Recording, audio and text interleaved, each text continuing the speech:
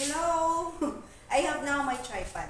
So, I am going to continue our topic with solving quadratic equations using factoring this time. So, I have a very simple example here.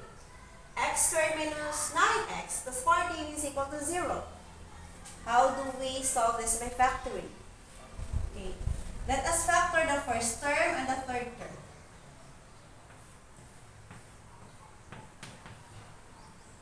What are the factors of x squared?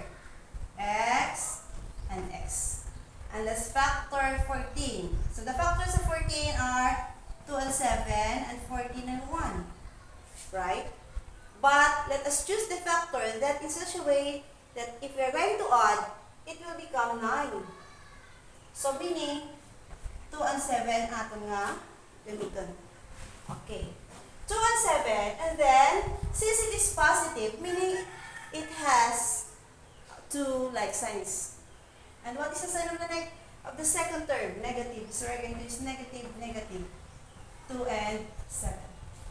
Okay? So this is the factor. Okay, later we're going to check. Let us always check our answer. So next step is equate each factor to 0. So x minus 2 is equal to 0, x minus 7 is equal to 0. X is equal to, all transpose lang. When we transpose, we just change the sign. Negative 2 will become 2. So x is equal to 2, and x is equal to negative 7 will become 7. So this is our answer. Now let's check. When we do the checking, we can substitute any of your answer to your equation. So let's say for example 2. So 2 squared minus 9 times 2 plus 14 is equals to 0.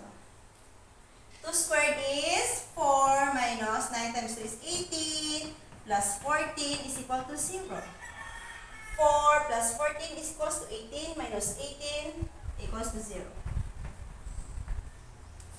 Meaning our answer is correct. Now I have here a second example. 2x squared minus 5x minus 3 is equal to 0. So this is quite difficult.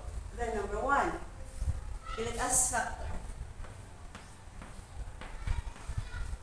2x squared and negative 3. Ito factor. So ano factors ng 2x squared? So 1 would be 2x and the other is x. And what are the factors of negative 3? So the factors of negative 3 is negative 3 or 1 or negative 1 or 3. But here, let's do the trial and error method so that it can come up to the negative 5x ng second term. Right? Okay. So, this will become negative na di ko i-times na dire, mag-negative siya. So, dapat 3 natin. So, 2x times negative 3 is negative 6x. So, dapat 1 adi kay 1x para i-minus sa 6x. Kuha nyo? Okay, 2x times negative 3 is negative 6x. Then, 1 times x. Okay. So, equals to negative 5x. So, meaning, our factors are correct. Now, let us equate to 0. 2x plus 1 is equal to 0. X minus 3 is equal to 0. So, 2x plus 1 of 2x is equal to negative 1. Then, x is equal to, okay, or divide this by 2. Divide by 2. Okay, meaning our answer is negative 1/2. And here our answer is x is equal to 3. So let's check again. Substitute 3 to our x. So 2x squared minus 5x minus 3 is equal to 0. 2x is 3 minus 5x is 3 minus 3 is equal to 0. 3 squared is 9 times 2 is 18 minus